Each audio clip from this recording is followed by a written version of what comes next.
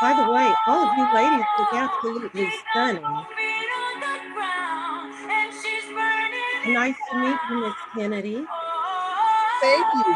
Nice to be here. Nice to meet you as well. Thank you.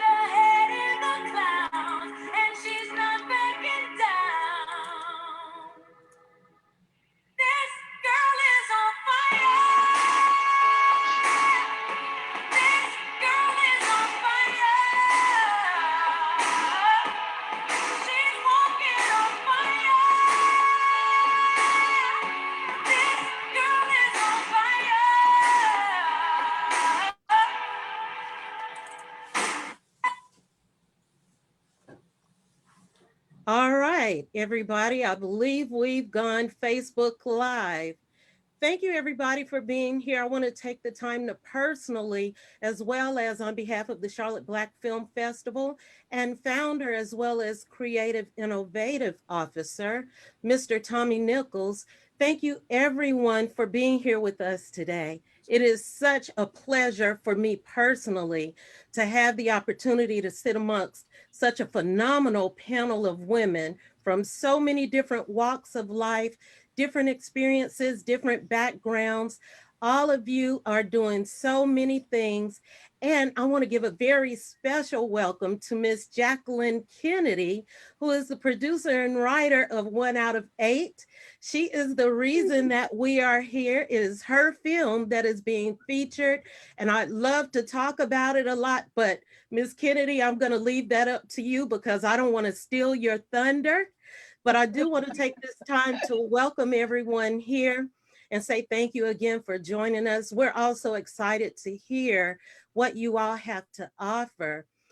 For anybody who's not familiar with the Charlotte Black Film Festival, this is the 11th Charlotte Black Film Festival. My name is Cynthia Williams. I'm your host and moderator for this evening. I'm the operations and event manager for the Charlotte Black Film Festival. So again, it's an honor for me to be able to sit amongst all of you all. And I'm not going to take up a lot of time because this is about you and I want to hear what you ladies have to say. So if you don't mind, and we're going to start with Miss Jacqueline Kennedy, the reason we are here. And I'm going to ask everybody to introduce yourselves and tell us a little something about yourselves. You got it, Miss Kennedy.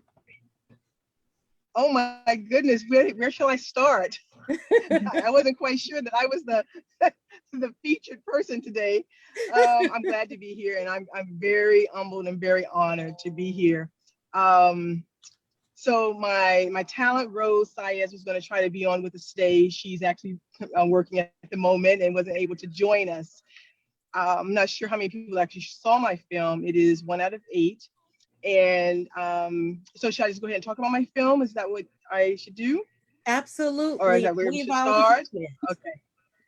Okay. All right. So right. Very well. So it was very funny how I chose Rose to be my subject. I I chose her as my subject as a stunt woman because she's also a stunt woman. You all know that.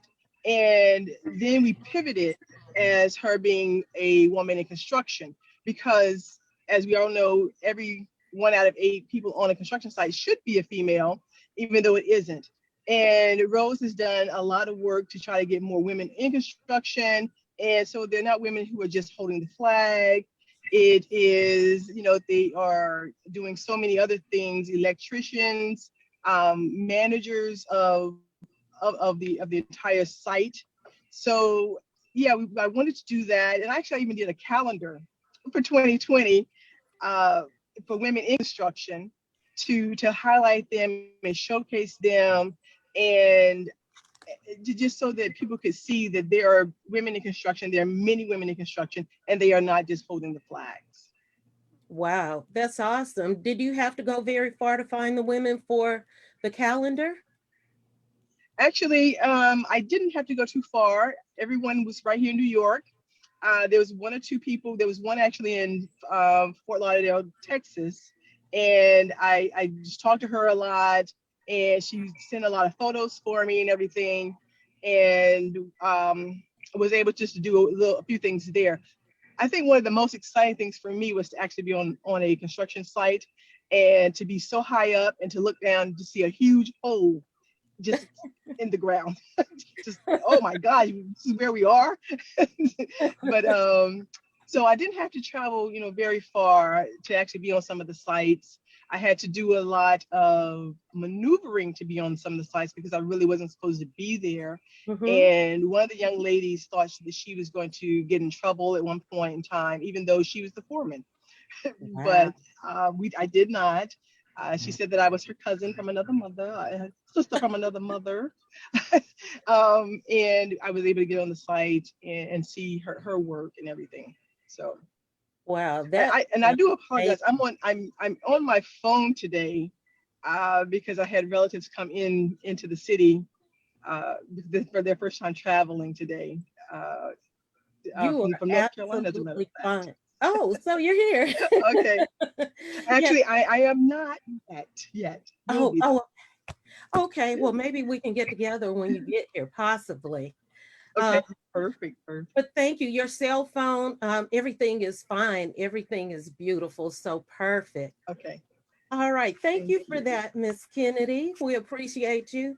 Let's go around the room and introduce everyone. So I'm going to ask everyone to introduce yourselves and tell us a little bit about you, something that you would like for us to know before we jump into the meat of this discussion. Okay. That sound good for everybody? All right. Yes. Miss Hamilton, let's start with you. You mind introducing yourself, please? No, my name is Shamilia Hamilton, and I live in Charlotte, North Carolina. I'm a dump truck driver. I've been driving a dump truck now for 5 years. Before that, I was driving a school bus for 12 years. And I have four beautiful children. They're all grown and no grandchildren. Not yet. Not yet. Okay. Thank you. Thank you. Miss Darasol, you next, please. Hi. First, I want to say good afternoon, everyone. And I want to say thank you, Miss Kennedy, for creating the way for all of us women to come together as one tonight. Because if it wasn't for you, guess what? I would never have the opportunity to meet you beautiful women and get to know you guys and your different occupations. So thank you, Miss Kennedy. Thank you. Again, my name is Melissa Darasol. I also live in the Carolinas, Charlotte and the border of Charlotte, North Carolina. I do own a fitness facility, a fitness company. I Imagine Fitness and Wellness. I've been in business for a little bit over 12 years. And kind of like the film I identified with, not trying to give it away, but I am a black belt martial artist as well. I'm a sensei. And so kind of looking over that, the movie, I like the idea of just seeing women in different roles. But a little bit more about me. I do have a daughter, Destiny. She is 25 years old. And also, I'm loving life. I'm loving life and kind of pushing my limits on everything I do and just excited about being here again. So thank you. Thank you so much, Miss Darasol. Phenomenal. Thank you. Dr. White, how about you? Thank you for being here. Oh, unmute. There you go. Yes, thank you. Good afternoon, everyone. And just as all of the panelists said, thank you all so much for the invitation and for the opportunity to participate. This is fantastic. I love the film, Miss Kennedy, and I really did connect with it. And so thank you very much for even having that idea, because I was just really encouraged by the film itself. I am a Charlottean born and raised. Although I'm not there right now, Charlotte always holds my heart. I had an interesting path, so I've always been interested in science. And luckily, I had a mother who was also very interested in science, and she really gave my sister and I a lot of exposure as we were growing up, which was really important for us. So I ended up, I decided that I wanted to be a scientist, which is a very male-dominated field. So I went to Johnson C. Smith University, proud Golden Bowl graduate, right there in Charlotte, North Carolina. I received my BS in biology there, and then I went to Wayne State University in Detroit, Michigan, where I received my PhD in immunology and microbiology. And that allowed me to prepare to have my own research laboratory. So a little bit about me, something unique. I love drumming. So when I was growing up, I became a percussionist. Anything I could hit, I really loved it. But right now, you have two beautiful little girls. One is 6, Isabella, and one is 9, Olivia. Dr. White, we might not get an example of your drumming skills right now, would we? Not right now. Maybe Oh, okay. I thought I would check. Maybe the for a drumsticks are in future the other panel. room. Oh, well, thank you. Thank you, everyone, for introducing yourselves. We're waiting for, well, actually not, we're not waiting. I don't want you to be distracted. I want you to be excited.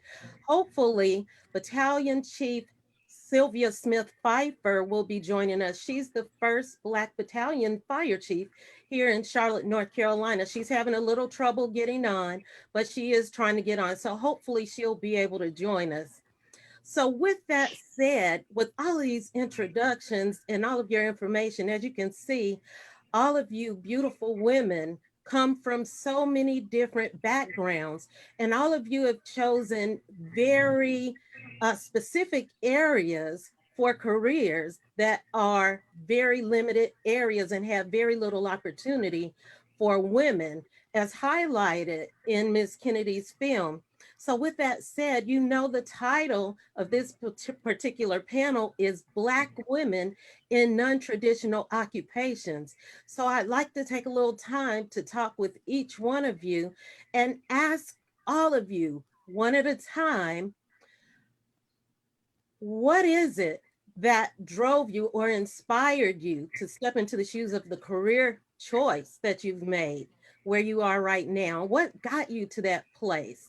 And you know what, Miss Kennedy, you're a rarity too. So maybe you can start this off. I know that it's about your film, but you're a perfect panelist for this particular question, well, this particular discussion. So would you mind sharing with us?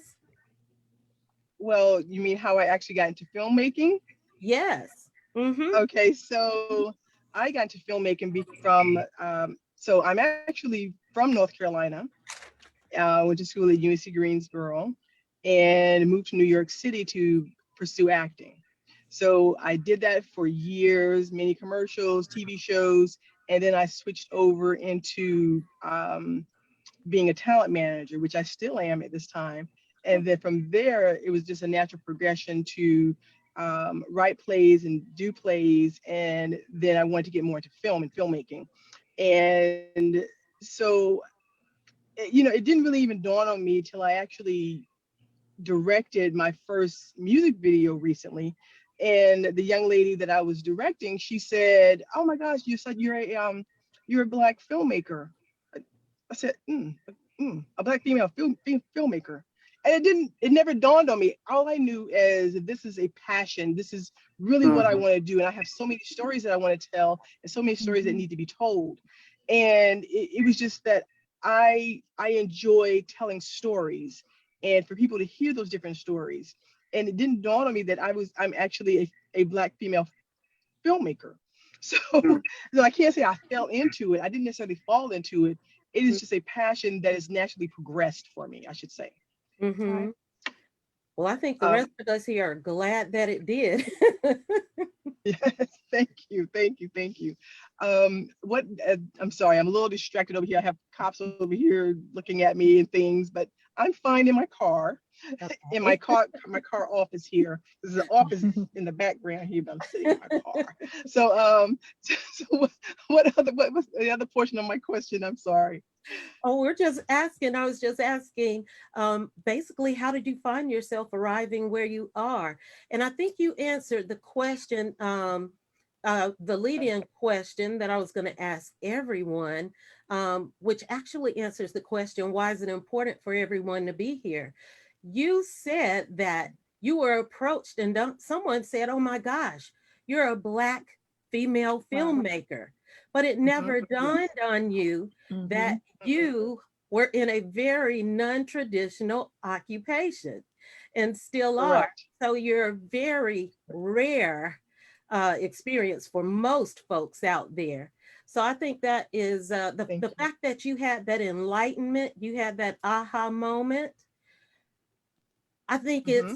it's very Yes. interesting to see or to hear if other women have the same type of aha moments, or if as Black women we're going throughout our days, we're moving forward, we're pushing forward, and then we find ourselves in these unique positions, but never think about how rare we are in those positions.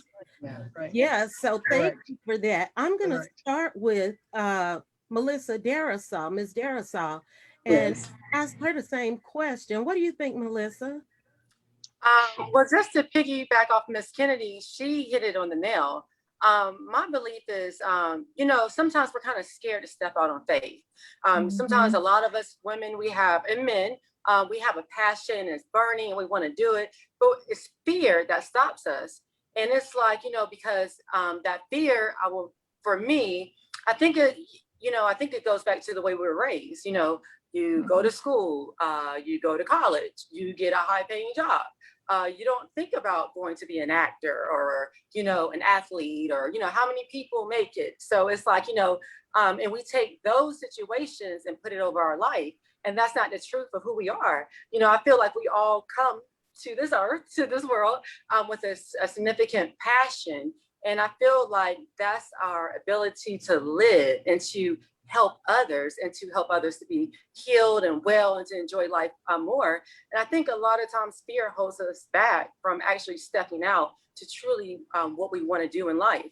And Miss Kennedy hit it on the nose when she said that, she moved to New York and she started doing A, B, C, D, E, F, G. And I always tell people, like, what's the hardest part of moving a dresser, like, or a piece of furniture? What's the hardest part? Mm-hmm. Miss Cynthia, since you're always preaching, what's the hardest part? Starting. That's right. That's Right. Yeah. right. But guess what? Once you get that dresser to start, once you start it, guess what? It starts sliding. And then it's going to actually get to the destination where it needs to be. But a lot of times we'll stop and we're like, oh, I'm scared. And that was my whole experience as well. When I stepped out on faith, I was working around the clock and I was like, well, I'm not going to go too deep in, because just in case I fail, I still have a good job over here. And I was hearing it from some of the closest people in my life. Thankfully, it wasn't my, my parents or the people who really mattered, but it was other people that I was listening to. And those were the people that, weren't called to be in my circle. So, I had a lot of voices in my head. So it was a lot of fear. So I think a lot of times when you start, you're going to eventually reach that destination, as long as you don't give up and you keep moving. And you're going to, whether you're start off right here, you're going to eventually get on that journey to get to where you need to be in your passion. So did I answer your question? Miss, did I answer your question? I'm sorry. You did, and you said something that stood out to me. And in a nutshell, you said people who were holding you back were not Yeah. meant to be in your circle.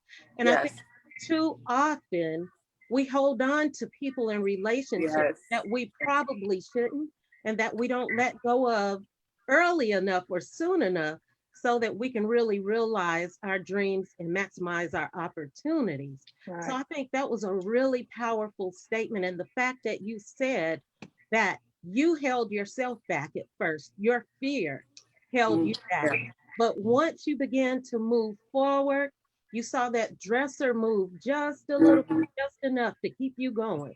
And you realized that if you kept pushing your way through life, then Yes. eventually you were going to get there.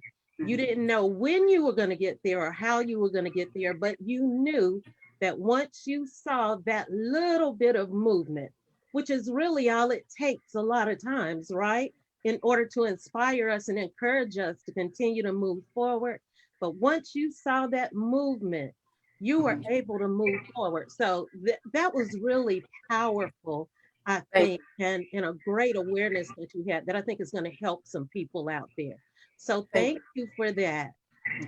I'm going to move to Ms. Hamilton, who also works in a very, very unique position in her field. as a truck driver, and in particular, a dump truck driver. So, Ms. Hamilton, what sparked your interest about that, and how did you find yourself a Black female truck driver? Well, I guess the interest is I come from a family of drivers. My dad drove for several years and retired. My brothers actually drive. My mom actually drove, but she drove a school bus. So the transportation business has pretty much stuck in the family. Mm-hmm. But I was, I guess you could say, I was pretty much interested. I would see, different trucks on the road. I'm passing a bunch of men, and I'm saying, I would like to try that out. So as they said before, I stepped out on faith. Mm-hmm. I was so afraid, but I prayed and, asked God. I said, God, I said, if this is for me, it's for me. And Uh-huh. I've been doing it for 5 years now and I love it. Well, let me ask, what was your fear about? What is it that you are actually afraid of? Were you afraid of being judged? Were you afraid of driving a vehicle that was so large, or afraid of how you may be received from men or other women in the industry? What surrounded your fear? Just the danger. It's dangerous, you know. Whenever I never forget whenever I went into orientation and they showed a film of the different things that could happen, and that sort of had me a little scared and nervous about taking the position. But I said, you know what? I said I'm gonna try it out and see. So I mean, I love it. I do. It wasn't necessarily the people, because lots of times now, if I'm on a job and I pull up and I haul different types of material. So the material that I show up with, and I get there and I do my job, what I'm supposed to do, and they come up to the truck and they look and they're like, oh, it's a female in there, and they're really shocked at that because they don't get it. They just think that I'm a male. And no, they're really shocked and pleased that I'm a female behind that wheel driving that big truck. I get that a lot. And do you love that shock factor? I do. I really do. I think I would too if I were in your shoes. I can actually relate to you very, very well about that. Thank you for sharing that. So, Dr. You're White, welcome. thank you. Dr. White, can you share with us the same thing? Yes. So um, I was sitting here trying to think of what is it that really drove me to pursue this career. And I think there are two things. One was my family. So I grew up in a family that was really supportive, and we did all types of stuff outside all the time. My dad would have us catching bugs, and my mom wouldn't want us to bring them in the house, but we would put them in jars and bring them in the house. We would do all types of interesting things. And I just fell in love with nature. And the second thing is that it made me become very nosy. And in order to be a scientist, you really have to be nosy. You have to want to ask questions all the time. So that's what I did. And I fell in love with it very early. I fell in love with education really early. I didn't mention in my intro, but I'm actually a tenured faculty member at North Carolina A&T State University, which is right down the street from UNCG. And I absolutely love it. And I think I could really relate to something that Ms. Kennedy said about not even realizing how much of a rarity we are in our fields. Because so anyone who doesn't know about North Carolina A&T, I work at a historically Black college and university.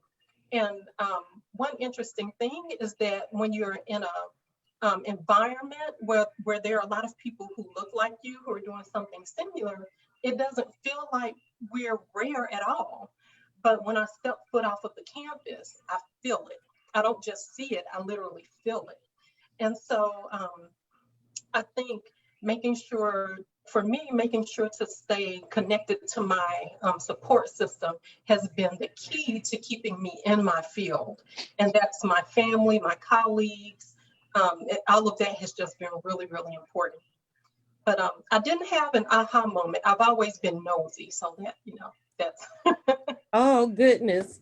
Okay, well, that sounds interesting. The first time you said nature, I thought about bugs and I thought, not for me at all.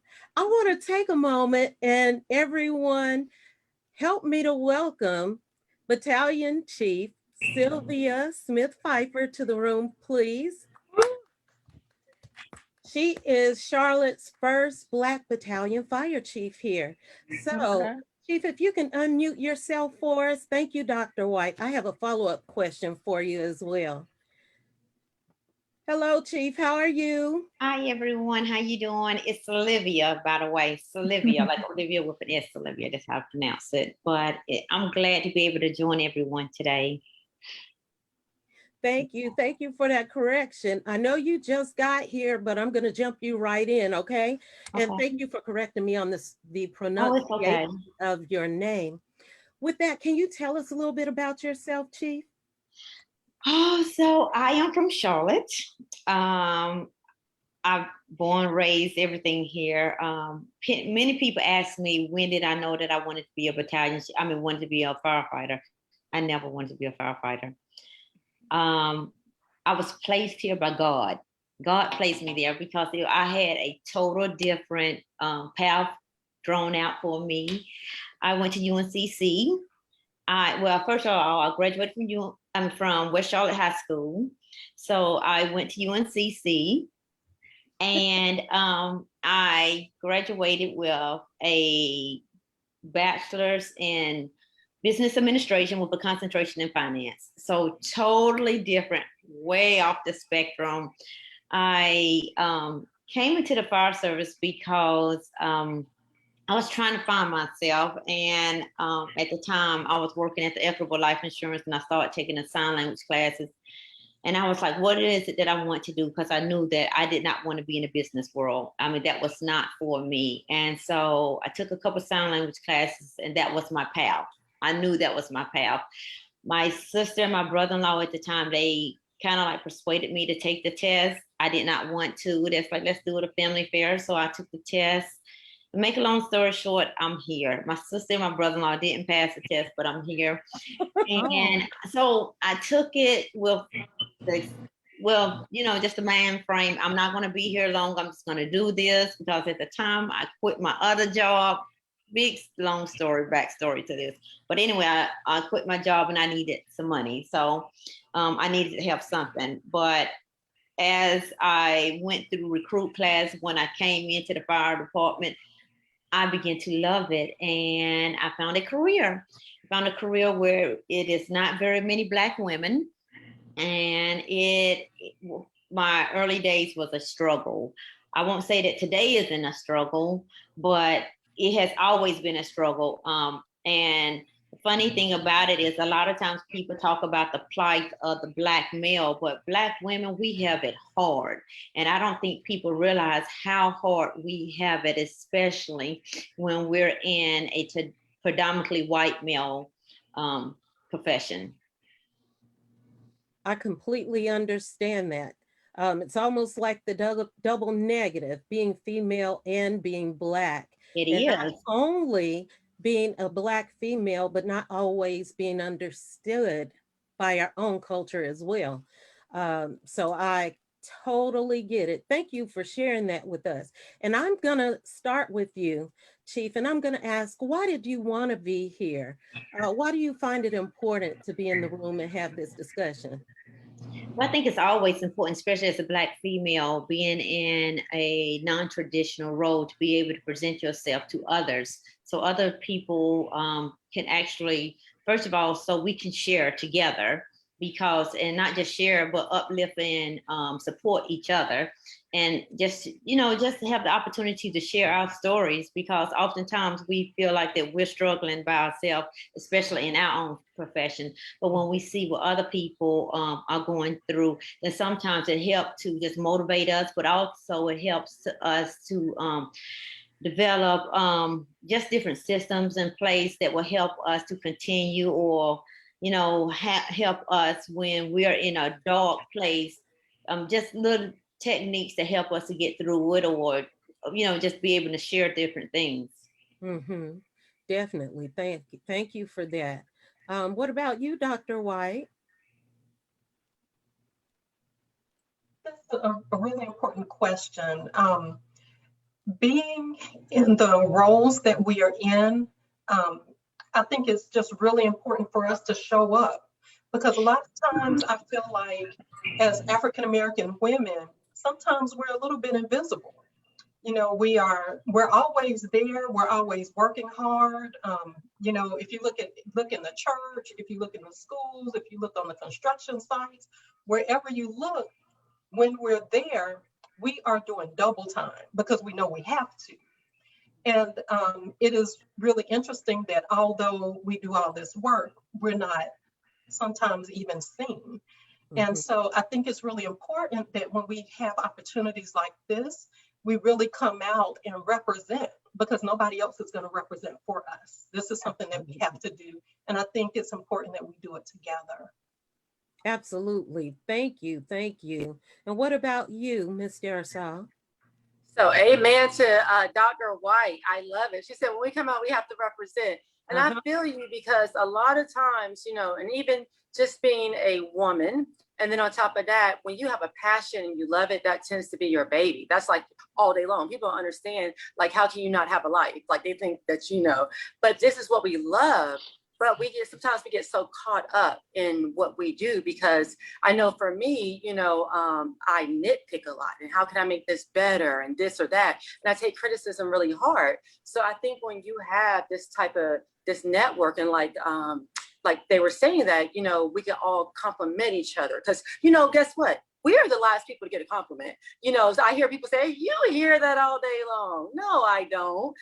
So just to say you're doing a great job today, because this is something that we do, because we're in the helping field, no matter what your position are, where we uplift and we want to see people do better in their life. And so because we are in a role of leadership, and just to have this type of community right here where you feel like, yes, we know we are. Yes, we know that. But just to have that support system, because a lot of times, especially as women, I'm not going to go there with Black women, but, because I have a very, very dynamic crowd around me. But with that being said, sometimes we don't give out those compliments and tell people they're doing a great job. We're waiting for them to mess up and say, I told you I wasn't going to go there again, so yes. But anyways, yeah. Well, so do you ever find yourself in a position, do you ever find yourself in a place where you feel like you might not over compliment, but you make sure that you take the initiative to let Black women know, hey, you're doing a good job. Hey, I see you. Hey, if you need me, call me. Whatever you need, I've got your back. Do you find yourself in a feeling like that's something that's a part of who you are, or it's become a part of your life? All day long. I'm like, Lord, okay, was I really selfish growing up? Is this like karma? No, all day long. But you know what, Cynthia?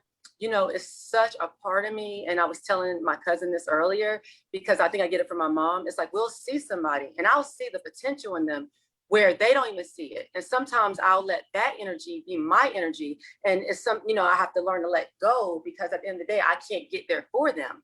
But you know what? And I'll compliment them and I'll see it all day long. And I'm like, oh, no, no, no, no. And I know we all have to walk our own journey, and sometimes somebody's supposed to go to the left for a reason.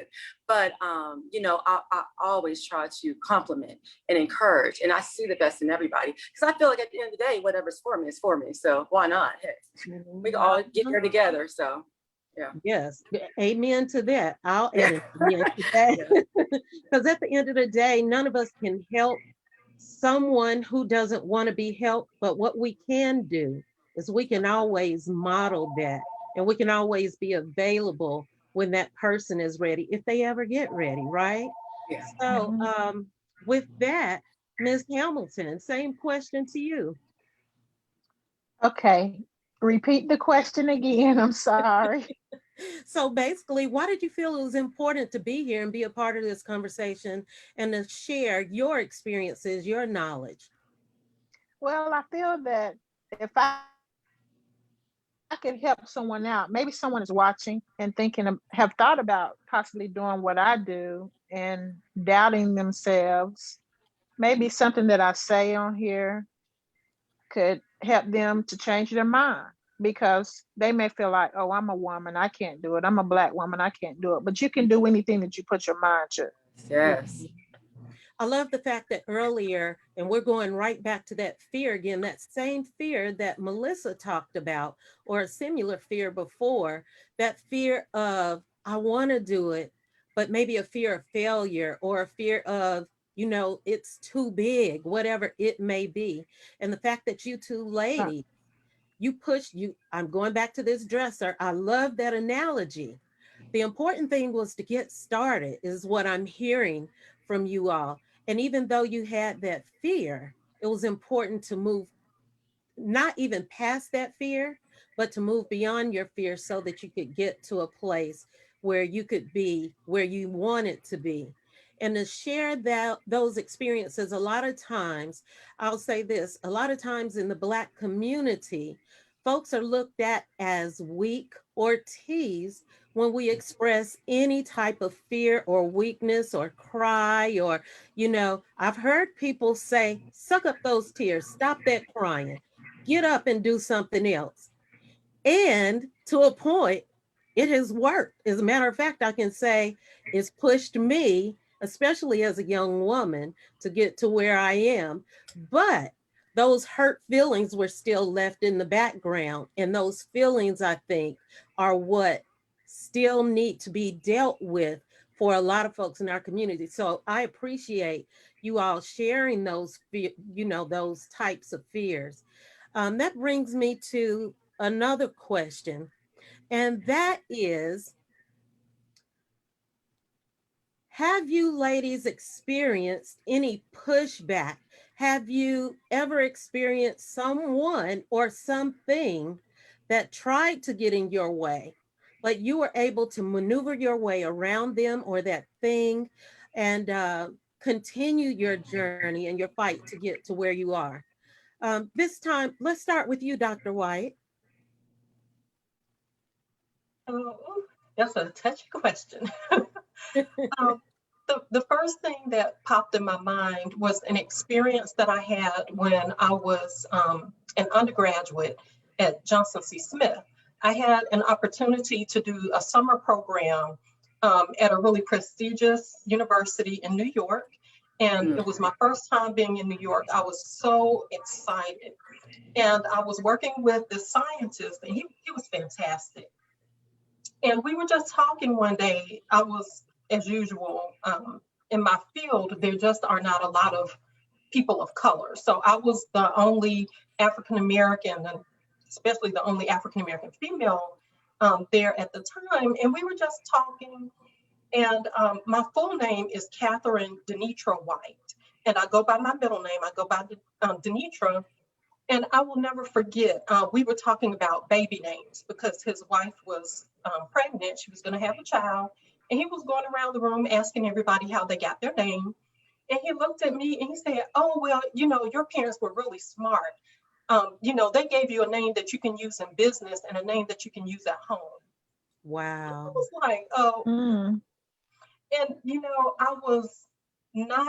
I did not feel like I was in a position to be able to really push back because, he was my superior. I was not in my hometown.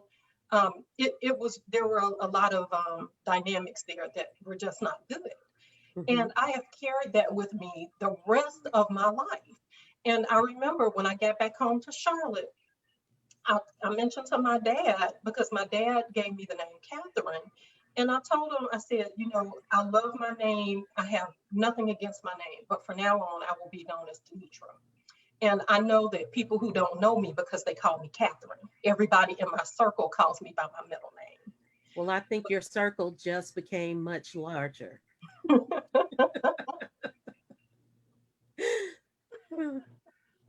I apologize for interrupting you, but go ahead. Yeah, it was just very challenging to get past that. But, one of the things that I've learned and that I always tell my students is that when you come against a challenge or you have a fear, because all of us do, especially the fear of failure can be very strong. I Mhm. always tell them to use that as motivation and to actually welcome failure, because most of the things we learn actually come through failing, not from succeeding. And in the sciences, that's something that we have to remember, because most of science is failure. So Mhm. try to keep them excited and keep them going. Okay, thank you so much. And I'm going to go to Miss Darisol. I know that you're going to have to be leaving in a couple of minutes. The other thing, Melissa, if you don't mind, at the end, go ahead and tell us about your business and how you can be found. Okay. Oh, So thank why you. did you Yeah. find it important to be here? Well, anytime I have the opportunity, or anytime someone takes the opportunity to even think about my name, to Mhm. be a part of something to uplift, or if they even see me as having an amount of wisdom on a topic, I I think that's like the ultimate, you know, the responsibility that I have as well. You know, and sometimes going back to that fear that Dr. White was talking about, you know, sometimes we second guess ourselves, you know, like, did that really make sense? And I feel like, you know, as I'm getting older or younger, I'm starting to become more confident in knowing that, you know what, the steps that I've been taking, you know, there's a lot to learn from it. And just because, you know, you're not exactly where you want to be, you have a whole story to tell. And a lot of times, you know, our story has been shut down from an early age, that we had no voice. Mhm. And I feel like each one of us have a voice to share something.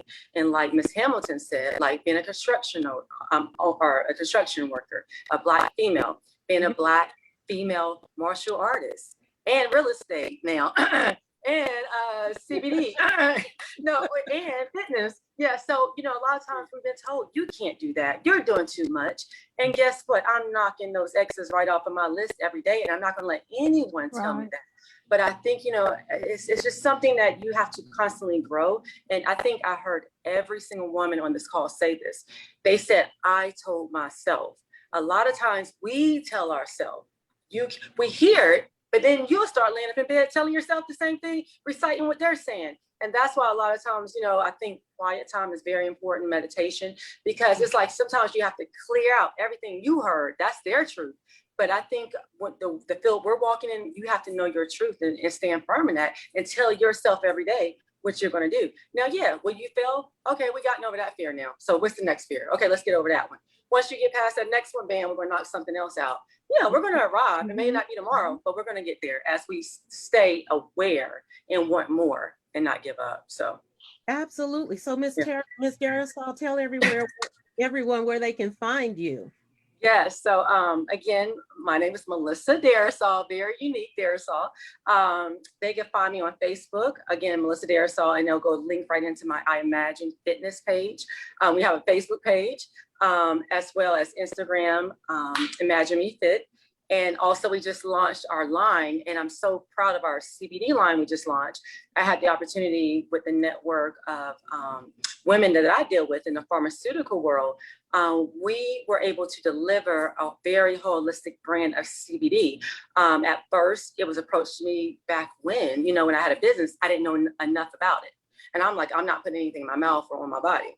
And through the research and through the doctors and the people that, you know, who open up this field, you know, I'm seeing a lot of holistic, you know, I'm not saying healing, but a lot of holistic, you know, pain being eased out of using CBD holistic products, and just using some of them. I'm noticing a lot of people are on pain and people are suffering. So just being aware of, you know, different things that we have in that field. So Destiny's Own, not to get into that topic, that's another whole seminar, but destinysown.com. You know, and if you have any questions, I believe in education first. So if anybody who knows me clearly, if they come and say, oh, Melissa, I need to lose 5 or 10 pounds for next week for my vacation, I'll be like, you might want to go down there to Planet Fitness, because it's not going to happen here. So I believe in education, properly training, and teaching people, because once you get the foundation right, you're unstoppable. A lot of times we want to jump over that hoop, and you know what, I've been trying to jump over for years. It never worked, and it hasn't worked to this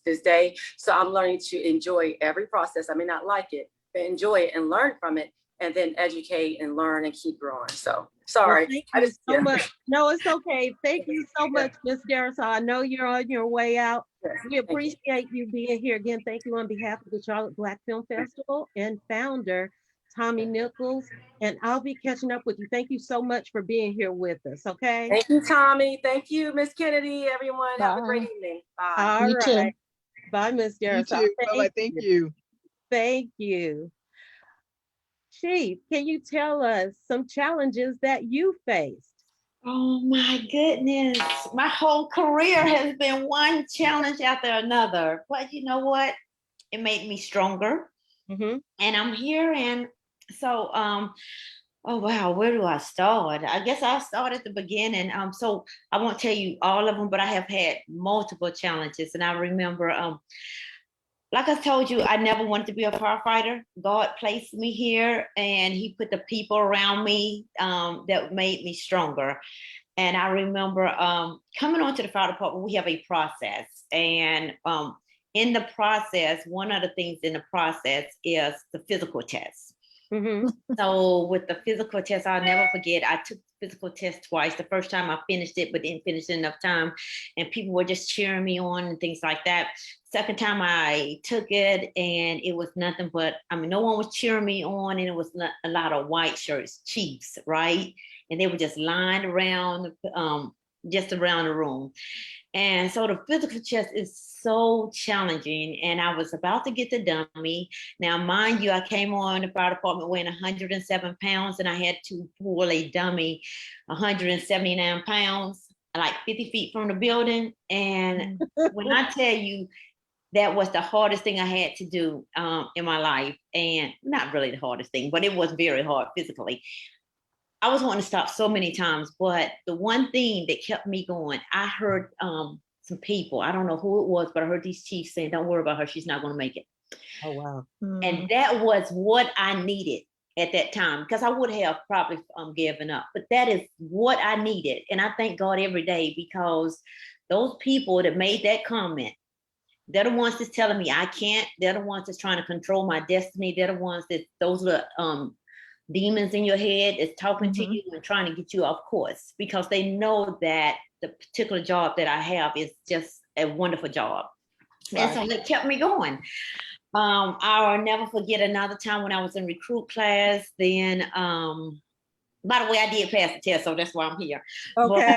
But, in recruit class, I'll never forget, I had this instructor. He was horrible. He was so rude. He was mean. He was a white gentleman. And he taught our class several different subjects. And I will never forget, we were on the subject of drags and carries and pulls and things like that, so that we can drag people out the house, the correct way of dragging people or picking people up or what have you. And he told us to partner up. And so we partnered up, and I got this younger guy that was kind of small for his size, right? Still bigger than me, 107 pounds. He was probably about 130 something pounds. And he was my partner. And everyone else partnered up. And he looked at me, he said, no. And it was like throughout, every time he taught me taught a class, he always had something negative to say about me and telling me, if you can't do this, you're not going to be able to pass this job. You're not going to do it. I mean, this is it for you. So he said, no, you come here. And so I came there because he called me Smith, and I hated it, right? Smith, you come here. And so I'm sorry. But anyway, he called me there. Then he said, who's the biggest, heaviest guy in a room? And he went around pointing to guys and found the heaviest guy. He said, that's who you're going to carry. He said, and if you can't carry him, you're out of here. And I knew that I was going to have to do it. And I carried him. So what I did, the guy, his name is Stephon Jones, black male, and he had laid across the table, and I asked him, I said, do you trust me? He said, yes. I said, I promise you I will not drop you. I promise you. And so he said, okay, I trust you. And I picked him up, and people were like, oh, and I carried him. When I went home that day, I cried. I told my mother I was going to quit. I wasn't going to come back. I'm finished. I'm finished with the fire department. I am through. And she said, just pray on it, Sylvia. Just pray on it. Just don't quit. Just pray on it. I said, I'm not. I said, Mom, I'm tired of crying. I'm tired of praying. This is not for me. I'm just tired. I can't do this. I can't continue to do this. And she said, well, if you're not going to pray, I'm going to pray for you. And she just started praying, right? And while she prayed, I just cried and cried. And all of a sudden I just started laughing. And she thought I was crazy, right? In the midst of me crying, I just stopped and started laughing. And she was like, she didn't know what to do. And I said, Mom, don't worry about it. I said, you know what? I'm going to be his captain one day. I said, I ain't quitting. I'm going to be his captain one day. Okay. And so in the course of me making captain, I remember one day I worked for another captain, and for just one day, he was under my rule. So, but it's been challenges the whole time, because as a Black female, when I came on, then it was 6 Black women on the fire department. We have 4 Black women now. We just recently got our 4th Black female. We have less Blacks on the Charlotte Fire Department now than when I came on in 92.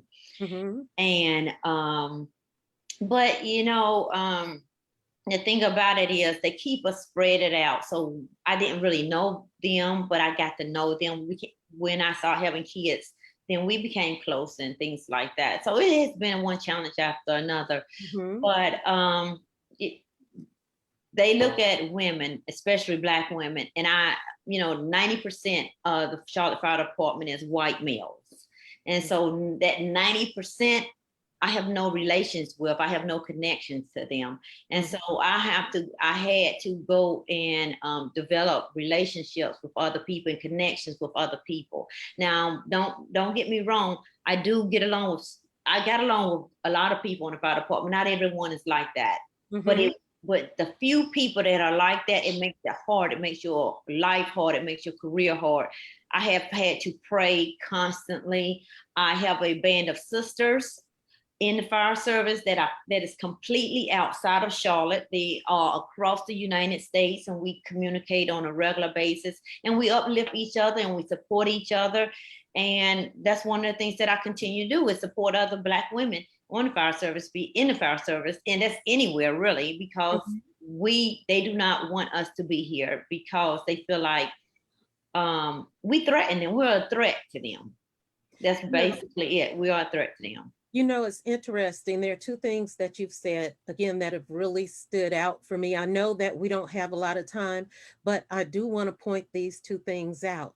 One thing you said went back to the invisibility factor that Dr. White mentioned. And you said that you're spread apart across the fire department. So you don't see people that often that look like you.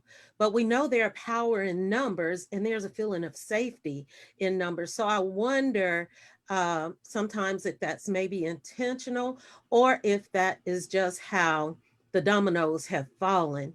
And the other thing you said is you've had to pray a lot. You've had to really rely on God and let him be your driving force and your comfort in a lot of situations. And I think that's very important. And we know it's no secret that the belief in God, no matter what that God is, how you worship, God is a strong factor in the Black community, and Black women as the cornerstone of our own households. And a lot of times we're we bring the income to our families. We're the educators for our children. We're tasked with being a lot of things and wearing a lot of hats.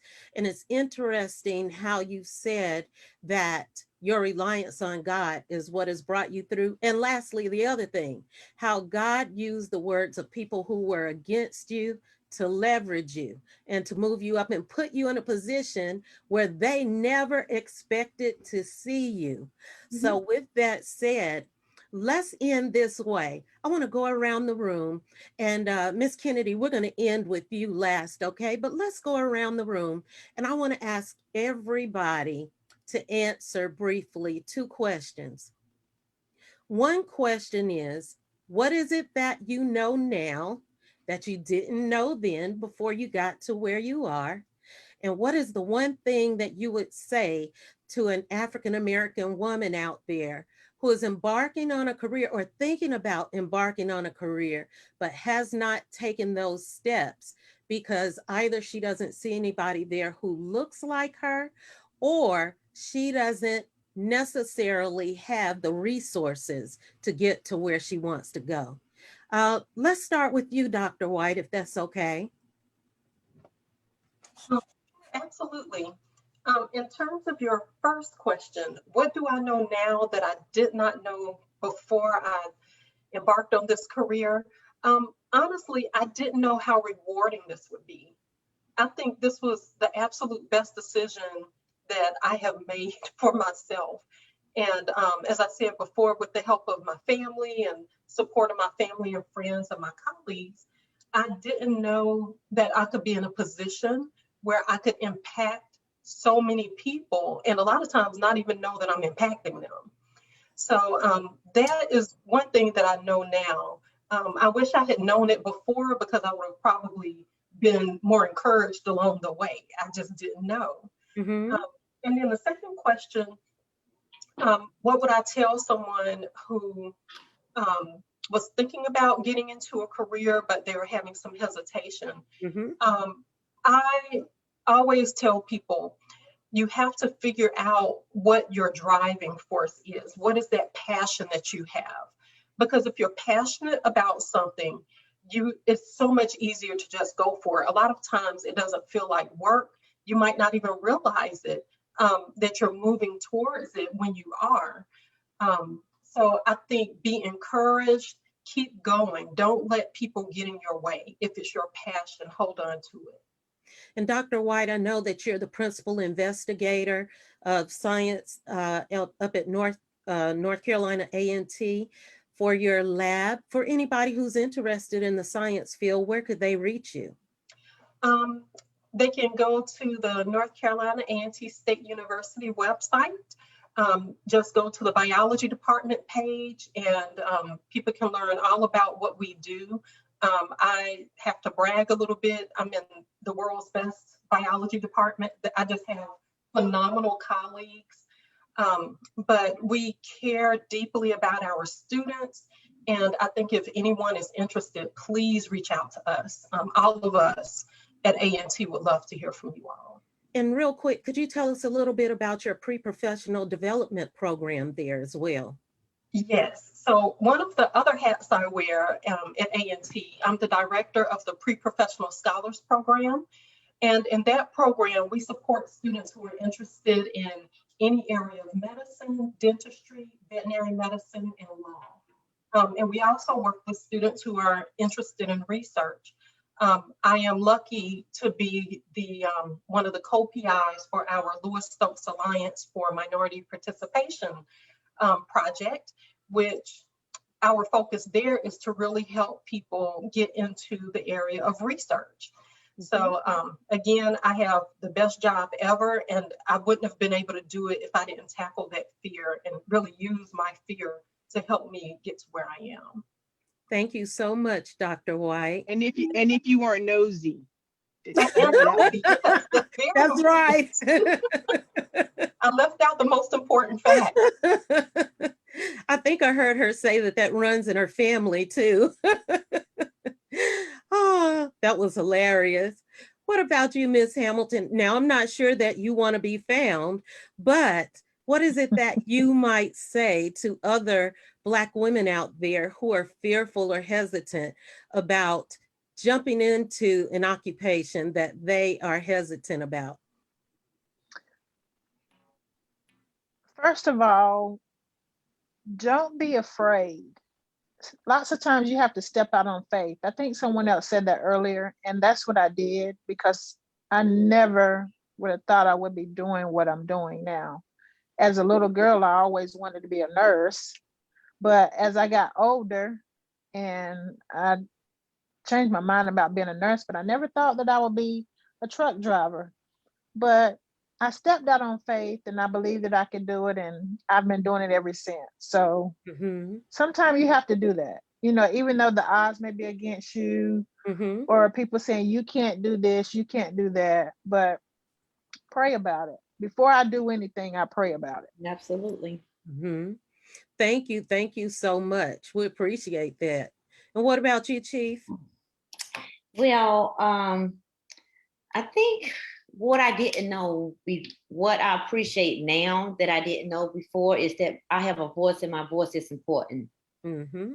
And I think it's important, especially for women in non-traditional professions, because oftentimes we are kept silenced, or at least they want to silence us. Mhm. And your voice is important. You are just as important as the next person. Mm-hmm. And it was late in my career when I discovered that I had a voice, and my voice is strong and it's very impactful. And so I use it all the time to encourage people to fight for people, and what have you. So your voice is important. You are important, and your voice is very important. What you have to say and what you have to contribute to your profession is very important. The second thing that I would say is, to any woman or anybody, period, that is going into a profession or thinking about a profession, and they may have some hesitancy, I want them to know that, first of all, do pray about it. I agree with that, and step out on faith. But I want people to know that you are in control of your destiny. Don't give your future over to someone else and let them to tell you what you need to do or what you should do. Right. You Mhm. and only you know yourself, you know your wants and needs, and you are in control of your own destiny. Mm-hmm. Exactly right. Absolutely. Yes, yes. All right. And now we're back to the woman who's the reason that we're here. Miss Kennedy, what would you say? Chief is right about one thing of you always have this burning thing inside of you that you know you can do. And nothing should deny you from doing what you know you can do or what's in the back of your mind to do. We talked about fear and how fear can keep us from doing so many things. And we also spoke on how things people put in your head, Mm-hmm. and that negative energy feeds us, and that it shouldn't. And yeah, that negativity can be very strong. Absolutely. um, Ask me that first question one more time so I make sure I get it. I What answer it. just what is it that you know now that you didn't know back That then? that I that I could have been a filmmaker a long time ago. How about that one? I could have been a filmmaker a long time ago. I think I got stuck in being the actor, being the talent manager, and not focusing on putting all those stories together. And I can do all those things within being a filmmaker. And I wish I had done it a little earlier. Wow, Yes. that's powerful. That's very powerful. So again, get started, and find that journey.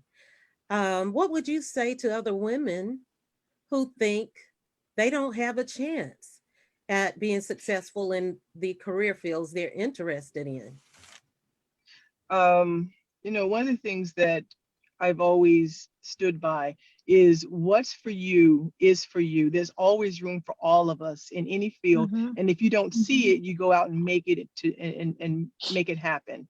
Mm. I think it was Maya Angelou who said, if it's not written, then you write it. If Uh-huh. you don't see what you want to do, then you go out and you make it happen. Miss Hamilton, for you to go out and be a dump truck driver, that is, for me, I just like, that's huge. When I see women in positions doing things that you don't normally see women in, I actually have to take a double take because it's so exciting. It Mhm. is extremely exciting to just go out there and do it. And no one should be able to tell us that we cannot, because the word shouldn't even exist. Can't, I can't, you can't. It shouldn't even exist. Well, tell Right. it. I sometimes I think I go off a little bit, but No, no, no, yes. that's absolutely fine. That's what we're here for, the conversation. But tell us what we can look forward to regarding your next project or projects. Oh, okay. So I have at least two in the works, and I'm shooting a film next in September, Mhm. and I have someone who I'm very excited about it. I directed her in December for a music video. So I'm not going to say her name. You can go to my website and you'll see who that person is. Okay. And so she's actually agreed to be in my next short film, and I'm very excited about that. And I'm actually in the process of completing my father's documentary, who served on city council in Salisbury, North Carolina for 22 years, 11 terms elected, and the only African American who has done it, male or female. So I'm completing my documentary, my editing there for my documentary for my dad. And I have a few other shorts that I'm going to get out there on the film festival circuit very soon. Wow. So we're Good. definitely going to be looking out for anything and everything that you're putting out there. Let me take this opportunity to thank every woman in the room, as well as Miss Darasol, who had to leave. She had another appointment, but she was Yes. gracious enough to join us here. But on behalf of the Charlotte Black Film Festival and Tommy Nichols, again, our founder, I'd like to thank everyone just for taking the time out of your schedules. I know some of you are with your families, and I saw someone's little cutie pie walk into the room and then she disappeared. Don't know where she went, but she disappeared. But just thank you all for being here. I feel so honored to have an opportunity to moderate this panel and have this discussion with you. I want you to know that if nobody else in the room or out there on Facebook, if they haven't been blessed and impacted, I have, definitely. And I'm looking forward to more conversations with you ladies right around these same topics and any other topics. So with that said, as we get ready to end tonight, again, thank you, producer Kennedy, for your film, 1 out of 8. Everybody make sure you go to the Charlotte Black Film Festival's website, www.charlotteblackfilmfestival.com. Click on films, go there and do what you got to do to watch those films. The film festival, again, this year, we're celebrating 11 years, 11 days, and 100 films. There's lots of content there. The film festival this year has been featured with Digital Journal, NPR, Market Watch, just to name a few. And the film festival, thanks to Mr. Tommy Nichols again, has created its own streaming platform. So when you get to the website, www.charlotteblackfilmfestival.com, the platform you see there is created and it's titled IOC TV. So I wanted to give IOC TV a shout and thank all of you ladies for being here. I just want to say thank you again. It's been my pleasure. I couldn't have asked for a better conversation, and I'm looking forward to seeing you all the next time. All right. I just want to say that I am honored. I am just honored. Thank you so very much. And thank you to Tommy Nichols. I am very honored to have had this platform and for my film 1 out of 8 to be selected for this platform. Thank you very much for this conversation, ladies. It's been amazing. You are absolutely welcome. welcome. Thank you. All right. Thank you. Thank you. See Thank you later, you. ladies. Nice to meet you all. You Same too. here. Thank you. Bye-bye. Bye-bye.